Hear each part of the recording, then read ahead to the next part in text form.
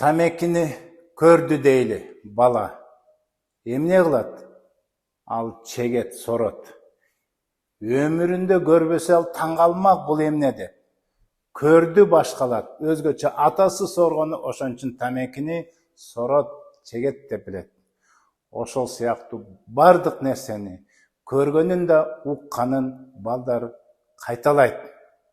Ошондуктан тукум кубат. Аракечтин балдары аракеч болот. Сөгүнчөктүн балдары дагы сөгүнчөк болот. Урушчак балдардын урушчак болот. Урушчакты көрбөгөн урушкандар өөн учурайт. Бала деген өзгөчө эненин тарбиясын өтө көп алат. Ажырашуу абдан жаман бала үчүн. Эмне үчүн? Ата-эне бул бала үчүн асказоо, коргонуч, бул күчтүү нерсе бузулуп аткандан кийин балага сөзсүз терс таасирин берет.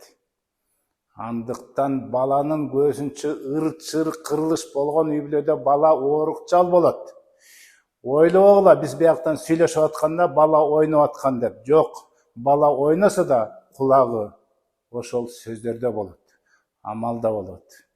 Эмне үчүн балам оорукчал болуп калды, ызы-чуу болуп калды, кийин керексиз болуп калды деп айтпагыла, анткени ата-эне өзү күнөөлүү болот.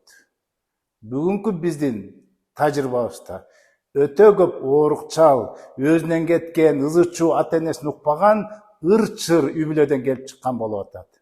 Андыктан сак болойлу. Воспитание, питание эмес, воспитание, тарбия керек.